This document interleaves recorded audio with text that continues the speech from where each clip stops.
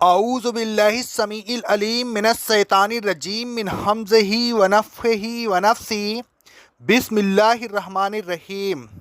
سورہ المائدہ کی آیت نمبر 41 سے لے کر 47 تک کے تفسیر چل رہی ہے۔ ایک یہودی نے ایک لڑکی کا سر دو پتھروں کے درمیان رکھ کر کچل دیا۔ اس لڑکی سے پوچھا گیا، کیا یہ کام اس کے ساتھ کسی نے کیا ہے؟ کیا فلاں نے یا فلاں نے؟ یہاں تک کہ اس یہودی کا نام لیا گیا جس نے قتل کیا تھا۔ لڑکی نے سر کے اشارے سے بتایا کہ ہاں، وہ یہودی رسول اللہ صلی اللہ علیہ وسلم کے پاس لایا گیا۔ اس نے اقرار کیا۔ آپ نے دو پتھروں کے درمیان اس کا سر رکھ کر کچلوا دیا۔ آیت زیر تفسیر میں اللہ تبارک و تعالیٰ کے قصاص کے ساتھ اعضاء کے کاٹنے اور زخم پہنچانے کے قصاص کا بھی ذکر کیا۔ قصاص کے حکم کو اس آیت میں اللہ تبارک و تعالیٰ نے حقیقتاً بیان کیا۔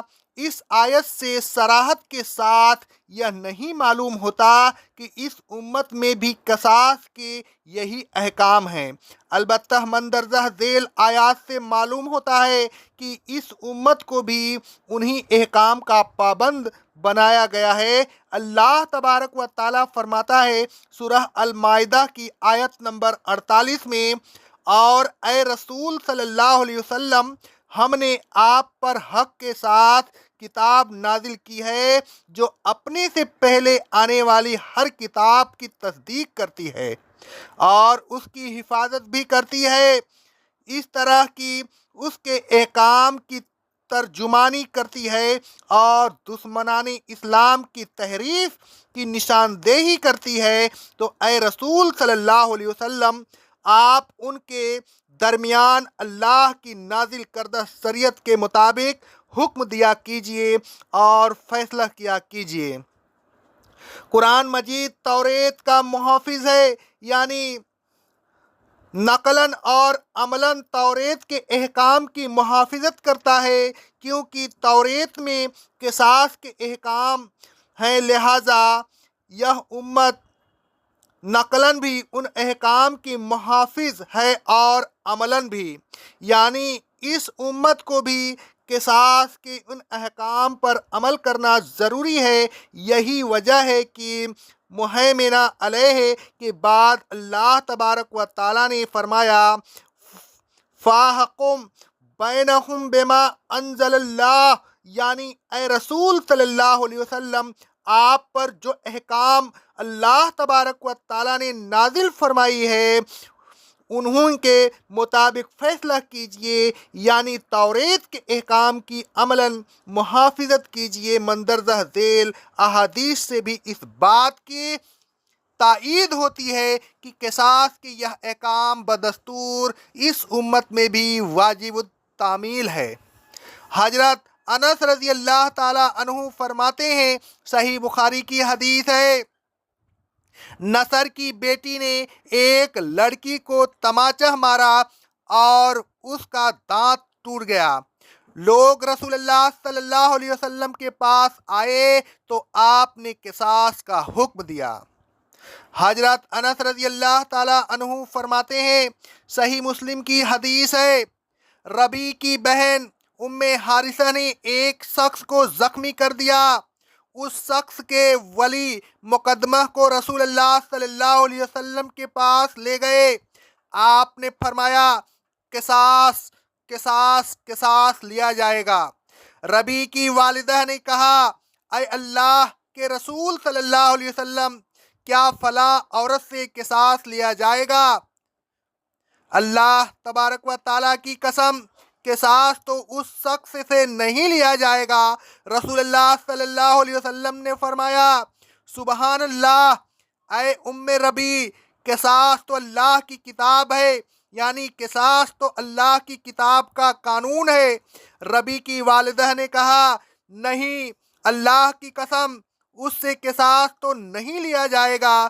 وہ یہی کہتی رہیں یہاں تک کہ ان لوگوں نے دیت قبول کر لی۔ رسول اللہ صلی اللہ علیہ وسلم نے فرمایا اللہ کے بندوں میں سے بعض بندے ایسے ہیں کہ اگر وہ اللہ کے بھروسہ پر قسم کھا لے تو اللہ ان کی قسم کو پورا کر دیتا ہے۔ الغرض قصاص اس امت میں بھی جاری ہے۔ اب ہم قصاص کے بقیہ مسائل بیان کرتے ہیں۔ اگر کوئی شخص بغیر اجازت کسی کے گھر میں جھانکے اور صاحب خانہ اس کی آنکھ پھوڑ دے تو صاحب خانہ سے نہ قصاص لیا جائے گا اور نہ دیت، کیونکہ رسول اللہ صلی اللہ علیہ وسلم فرماتے ہیں، صحیح بخاری کی حدیث ہے، اگر کوئی شخص بغیر اجازت تمہارے مکان میں جھانکے اور تم کنکری مار کر اس کی آنکھ پھوڑ دو تو تم پر کوئی گناہ نہیں۔ اگر کوئی شخص کسی دوسرے شخص کا ہاتھ منہ میں لے کر دانتوں سے دبائے اور وہ شخص اس کے منہ سے اپنا ہاتھ نکالے اور ہاتھ نکالنے کی وجہ سے دبانے والے شخص کے دانت گر جائیں تو نہ قصاص لیا جائے گا اور نہ دیت دیا جائے گا۔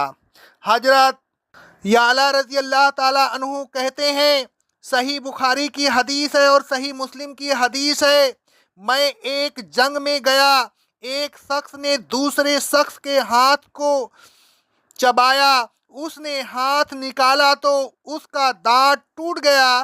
رسول اللہ صلی اللہ علیہ وسلم نے اس کے قصاص کو باطل کر دیا اور طالب قصاص سے فرمایا کیا تو نے یہ ارادہ کیا تھا کہ اس کے ہاتھ کو اس طرح چبا ڈالے جس طرح اونٹ چباتا ہے؟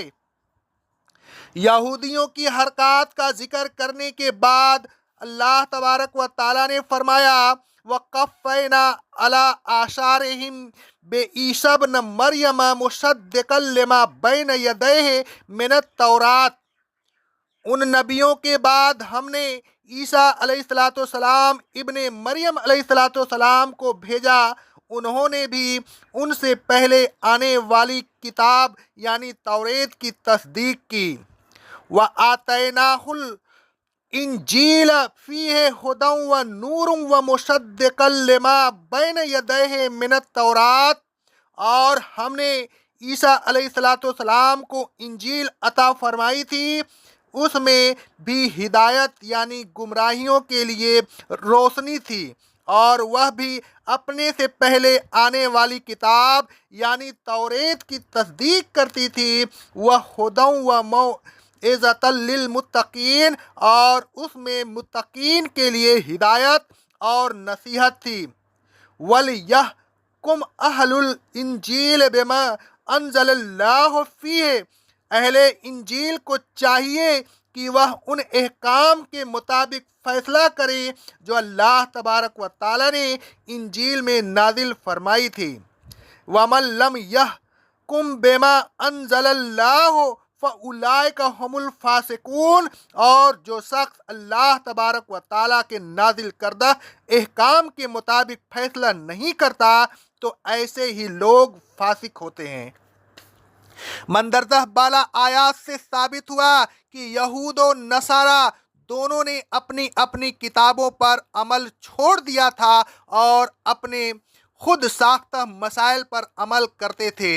ان آیات میں اللہ تبارک و تعالیٰ نے دونوں کو جھنجھوڑا کہ وہ اپنی کتابوں پر ہی عمل کر کے دکھائیں۔ انہوں نے تو قرآن مجید ہی کو نہیں بلکہ ان کتابوں کو بھی چھوڑ رکھا ہے جس پر ان کا ایمان ہے۔ اے لوگوں، اللہ تبارک و تعالیٰ کے نازل کردہ احکامات پر عمل کیجیے، اللہ تبارک و تعالیٰ کے نازل کردہ قوانین کے مطابق حکم دیجیے اور فیصلہ کیجیے۔ اللہ تبارک و تعالیٰ کے قوانین میں کسی قسم کی تحریف و تعویل نہ کیجیے۔ اے لوگوں، ہمیشہ انصاف کے ساتھ فیصلہ کیجیے، لوگوں سے نہ ڈریے بلکہ صرف اللہ رب العالمین سے ہی ڈریے۔ اللہ تبارک و تعالیٰ کی آیات و احکام کو فروخت کر کے یعنی ان کو پسے پست ڈال کر دنیا کا تھوڑا سا فائدہ حاصل نہ کیجیے، ورنہ آپ آخرت میں بہت بڑا نقصان اٹھائیں گے۔ اے لوگوں، اللہ تبارک و تعالیٰ کے قوانین قصاص کے مطابق قصاص لیجئے۔ اللہ تبارک و تعالیٰ کے قوانین قصاص کو اپنے اوپر بھی نافذ کیجئے اور دوسروں پر بھی نافذ کیجئے۔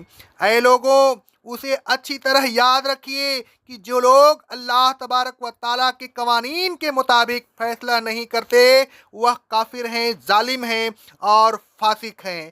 اے لوگوں، اپنے یا دوسرے کے خود ساختہ مسائل و قوانین پر عمل نہ کیجیے، کسی کی رائے اور قصاص پر نہ چلیے، بلکہ صرف اللہ تبارک و تعالیٰ کے قوانین اور احکام پر چلیے۔ اقول قولی ھذا، استغفر اللہ، استغفر اللہ، استغفر اللہ۔